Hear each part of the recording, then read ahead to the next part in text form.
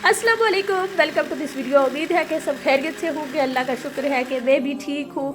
और रमज़ान तो स्टार्ट हो चुका है अल्हम्दुलिल्लाह, लेकिन आज ये मैं वीडियो शेयर कर रही हूँ। ये मैंने कुछ दिन पहले रमज़ान स्टार्ट होने से पहले जो है रेडी कर ली थी, लेकिन शेयर नहीं कर पाई, तो आज कर रही हूँ। तो कुछ दिन बहुत ज़्यादा मसरूफियत रही, जिसकी वजह से जो है ना मेरी सारी रूटीन आगे पीछे हो गई।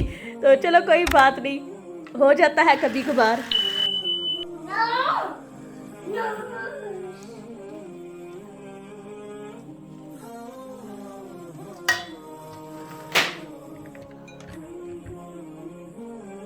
इसको मैंने ऐसे रहने दिया है। अभी मैंने चटनी भी बनानी है इसमें, तो उसमें भी इसी तरह के इंग्रेडिएंट्स होंगे, तो फिर साफ़ करने का फ़ायदा नहीं है।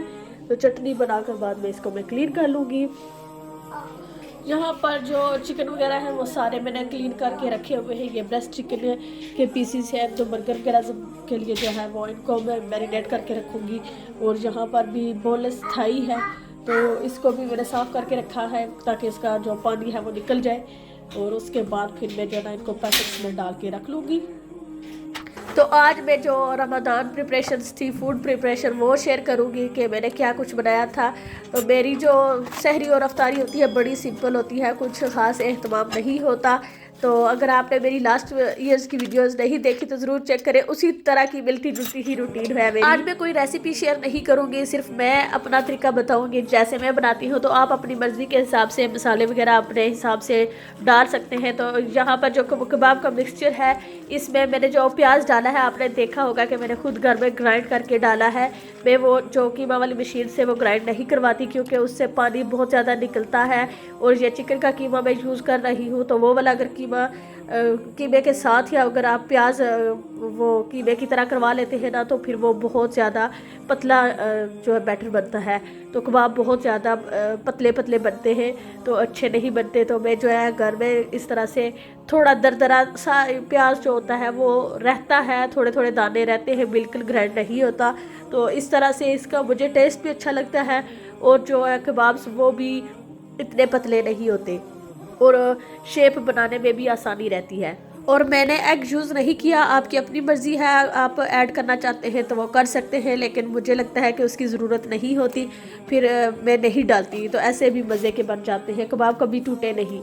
और थोड़ा सा मैंने एक्स्ट्रा बेसन डाला था, क्योंकि अभी बैटर जो है वो थोड़ा पतला था, कि बेसन भी आपने बहुत ज़्यादा नहीं डालना, नहीं तो कबाब जो है ना वो ड्राई हो जाते हैं। और यहाँ पर मैं जो बर्गर्स के लिए चिकन है वो रेडी कर रही हूँ। ये बहुत ही सिंपल है और बहुत आसान है। ये लेमन एंड हर्ब मसाला मेरा बहुत फेवरेट है, मुझे इसका टेस्ट बहुत अच्छा लगता है, तो ये मैं यूज़ करती हूँ। इसमें सारे मसाले डले होते हैं, कुछ भी ऐड नहीं करना होता। लेमन भी इसमें होता है, लेमन जूस जो होता है, आप अगर एक्स्ट्रा डालना चाहें तो वो डाल सकते हैं, लेकिन उसका जो लेमन का फ्लेवर है वो इसमें ऑलरेडी है।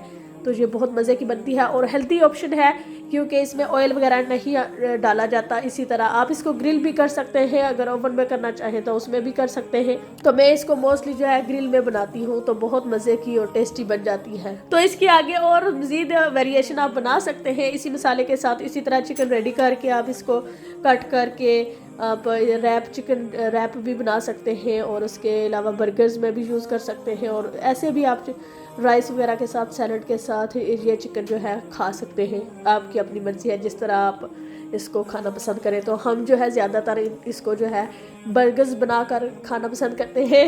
बच्चे ज़्यादा इसको इस तरह लाइक करते हैं, तो फिर मैं उसी तरह बना लेती हूँ।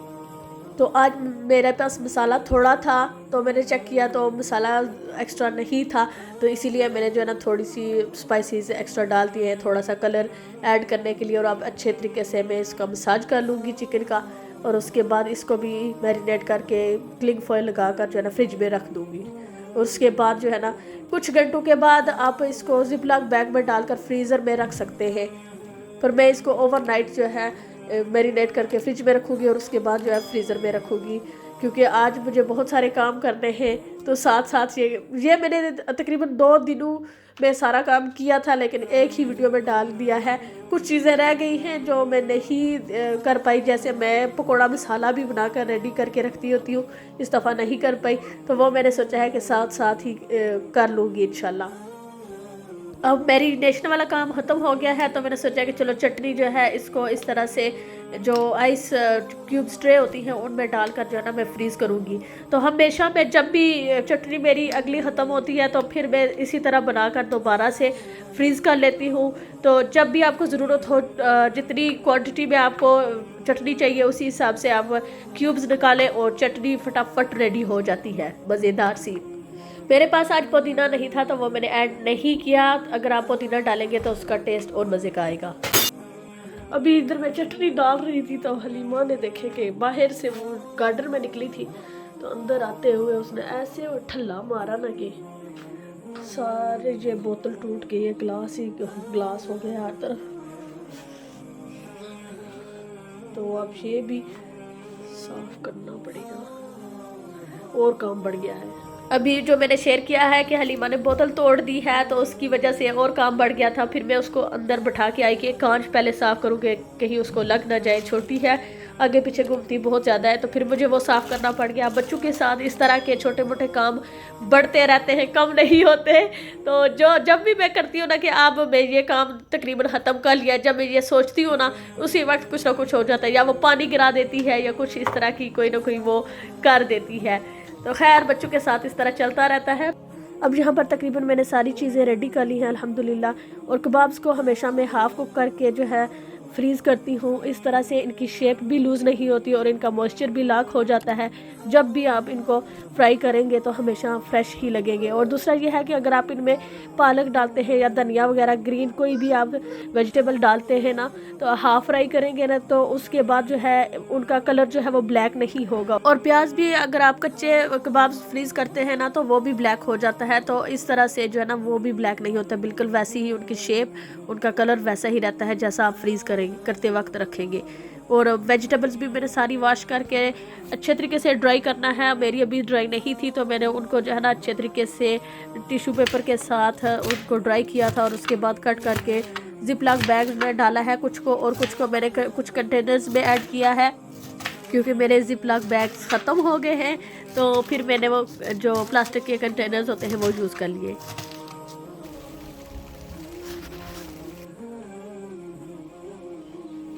और ये देखें कि मैं अभी किचन में ही थी तो और इतनी ज़्यादा तेज़ जो स्लीट है वो भी हुई है और थोड़ी बहुत स्नो भी हुई थी, इतनी ज़्यादा नहीं थी लेकिन सर्दी इसकी वजह से बहुत ज़्यादा हो गई थी। अभी मैं साग कट कर रही थी तो उसको छोड़कर मैंने सोचा कि ये वाला क्लिप जो है मैं वो बना लेती हूँ। तो अब जल्दी जल्दी साग जो है ये कट कर लूँगी। बाकी सारी सब्जियां मैंने फ्रीज़ कर दी थी लेकिन इसको मैंने उसी दिन जिस दिन कट किया था ना उस दिन मैंने बना लिया था। बहुत मज़े का और यम्मी सा बन गया था। मोटी मोटी इसकी डंडियां थी लेकिन जो है बहुत जल्दी गल गई थी। और एक सिस्टर ने पूछा था कि आप भिंडियाँ कैसे फ्रीज़ करती हैं, तो भिंडियाँ जो है भिंडियाँ हो गई या करेले, उनको मैं ऐसे ही वॉश करके अच्छे तरीके से ड्राई कर लेती हूँ और उसके बाद उनकी जो ऊपर वाली जो टोपी सी होती है और टेल वो उतार कर अच्छे से कट कर लेती हूँ। और कट करने के बाद जिपलॉक बैग्स में डालकर आप कंटेनर्स में भी डाल सकते हैं, जैसे कि आज मैंने कंटेनर्स यूज़ किए थे तो उनमें डालकर आप फ्रीज़र में रख सकते हैं और जब ज़रूरत हो निकाल कर आप उनको बना सकते हैं। बहुत ही सिंपल और आसान है लेकिन बहुत ही जो है ना एक आसानी रहती है जब आप खाना वगैरह बनाते हैं तो आपको ये कटिंग वाला काम नहीं करना पड़ता, रेडी होती है, सिर्फ निकालें और बना लें। और ये बेल पेपर्स में फैमिली पैक लाई थी तो ये काफ़ी ज़्यादा थी तो इनको भी मैंने सोचा है कि सारी कट करके फिर इनको फ्रीज़ कर दूँगी। तो इस तरह से फिर लॉन्ग लास्टिंग हो जाती है, ख़राब नहीं होती। फ्रिज में जो है बहुत ज़्यादा टाइम नहीं निकलता, जल्दी ख़राब हो जाती है वेजिटेबल्स जो होती हैं। तो इसलिए बेहतर है कि आप इस तरह फ्रीज़ कर लें तो आपकी जो है वेजिटेबल्स ख़राब नहीं होती और जब ज़रूरत हो निकाल कर आप यूज़ कर लें। अब ये सारी चीज़ें मैं फ्रीज़र में रख दूँगी। चिकन के जो पैकेट्स बनाए थी वो भी मैं फ्रीज़र में रख दिए थे और जो मैरिनेट करके रखी हुई थी वो सारी मैंने रख दी है। मुझे याद नहीं रहा आखिरी क्लिप लेने का। अब वीडियो को मैं यहीं पर ख़त्म करती हूँ। उम्मीद है कि आपने ये वीडियो एंजॉय की होगी। अगर की है तो लाइक एंड सब्सक्राइब करना मत भूलिएगा। Thank you so much for watching. इंशाल्लाह अगली वीडियो में फिर मिलूँगी, तब तक अल्लाह हाफिज़।